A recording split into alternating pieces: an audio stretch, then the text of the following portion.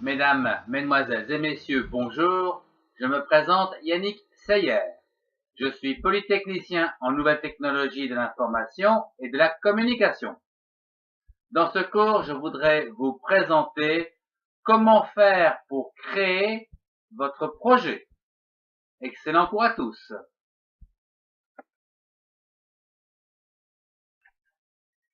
Voyons le contexte. Vous avez une idée, un projet qui tourne dans votre tête, mais comment s'y prendre? Eh bien, la première chose à faire, c'est de résumer votre projet sous forme d'une phrase comprenant l'objectif ou les objectifs à atteindre.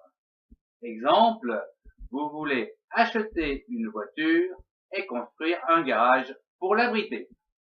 Donc, votre projet sera donc acheter une voiture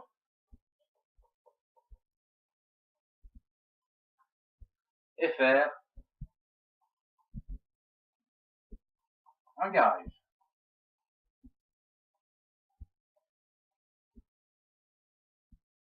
Voilà donc le projet que vous voulez réaliser et voyons à présent comment nous allons nous y prendre. Nous venons de résumer le titre de votre projet. À présent, il vous faut décomposer ce titre avec le ou les objectifs en sous-objectifs afin de mieux suivre l'évolution de votre projet dans le temps. Ici, nous avons acheté une voiture et nous avons donc à réaliser un garage. Ici, nous pouvons constater que nous avons donc deux sous-projets, c'est-à-dire deux jalons à atteindre de façon à pouvoir garer votre voiture que vous avez achetée dans le garage.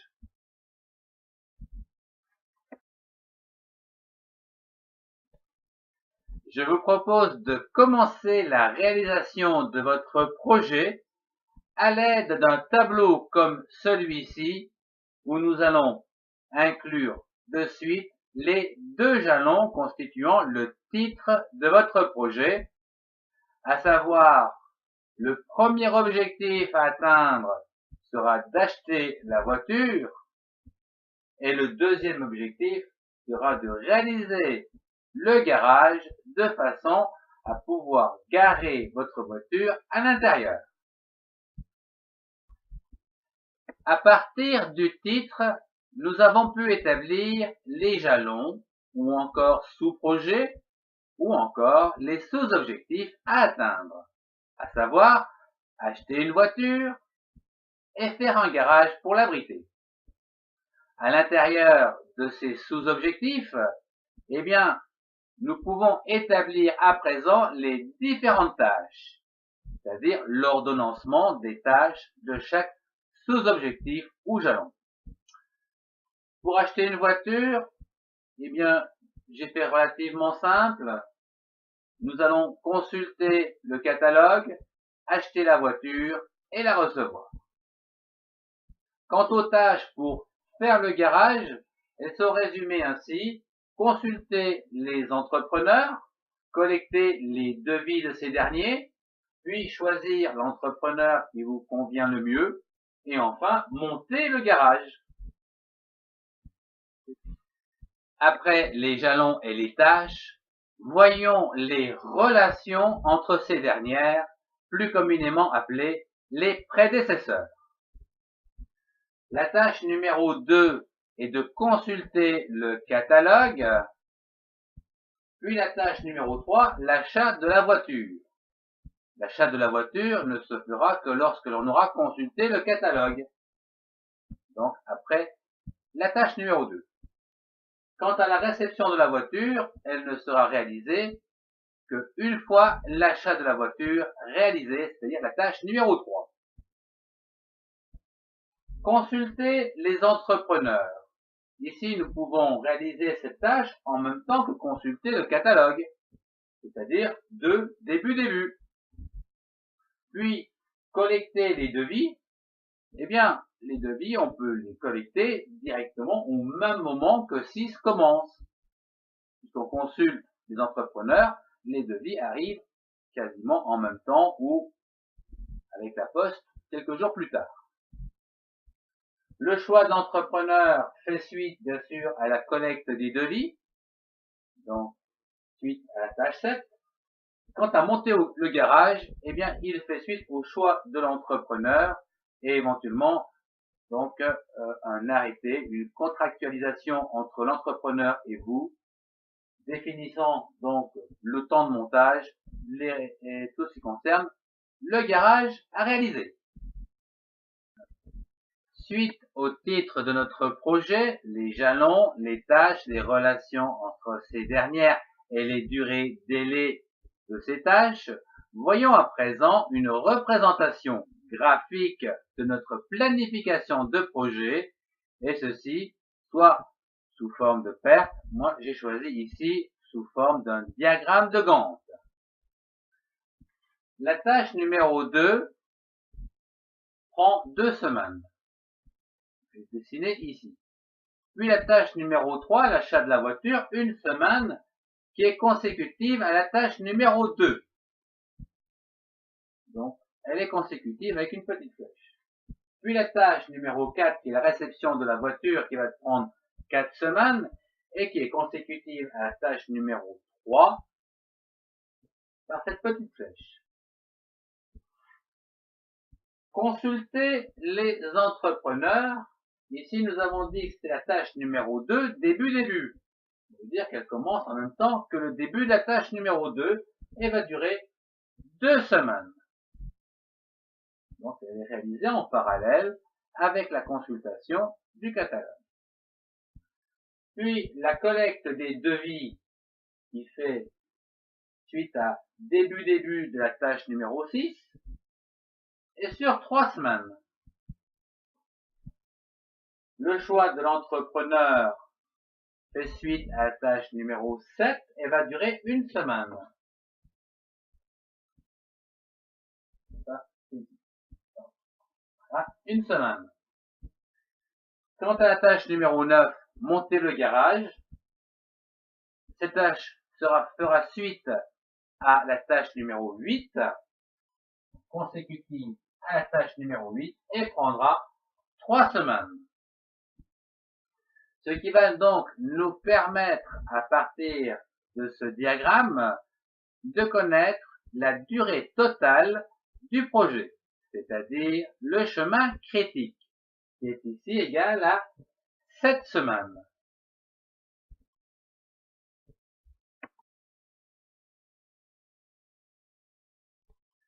Voyons à présent les risques de dérapage de votre projet, qui peuvent engendrer bien sûr des retards au niveau de la durée totale de votre projet. Consulter le catalogue 2 semaines paraît tout à fait satisfaisant et ne dépend que de vous.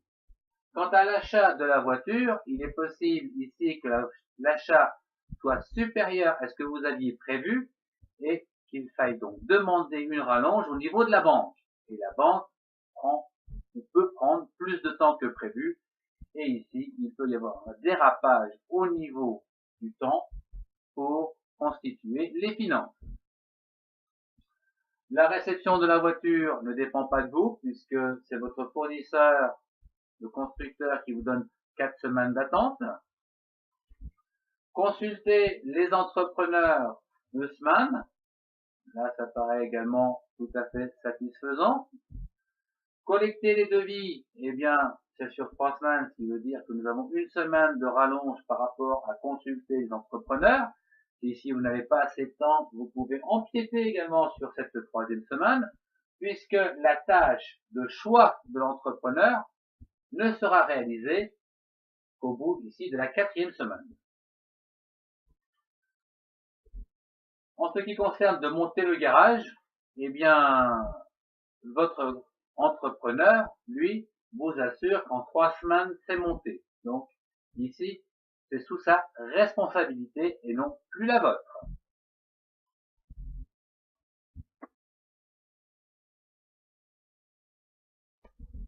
nous venons de voir les risques qui peuvent engendrer des retards au niveau de votre projet. Qu'en est-il des mesures correctives de façon à conserver cette durée? Eh bien, c'est assez difficile parce que nous avons vu ici que nous avons un risque dans l'achat de la voiture si cette dernière est plus chère que prévu et où ici vous dépendez donc de l'accord d'une banque. Cet accord de la banque, vous ne la gérez pas.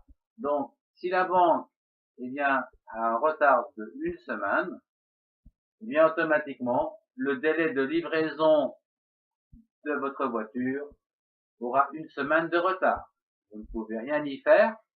Ici, ça ne dépend pas de vous, ça dépend donc ici de la banque et ici du délai de réception que votre constructeur vous a donné. Consultez les entrepreneurs si vous n'avez pas assez de temps. Nous avons vu que vous pouvez empiéter sur la collecte du devis et sur le choix de l'entrepreneur qui vous donne une marge de 2 semaines. En ce qui concerne le montage du garage, là, c'est indépendant de votre volonté. Votre entrepreneur vous l'a fixé à 3 semaines. S'il y a du retard, il faut le voir.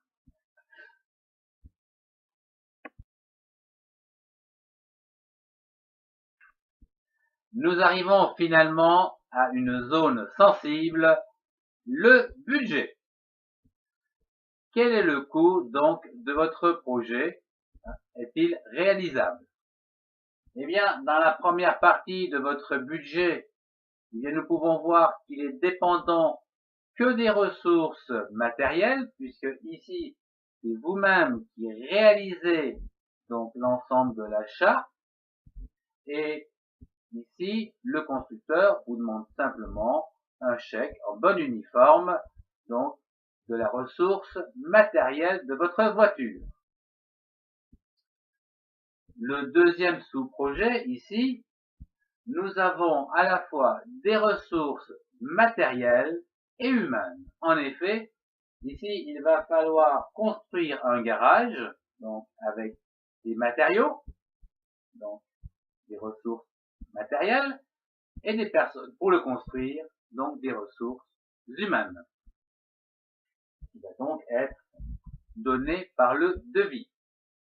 Voilà donc comment nous pouvons constituer le budget, donc le coût de votre projet.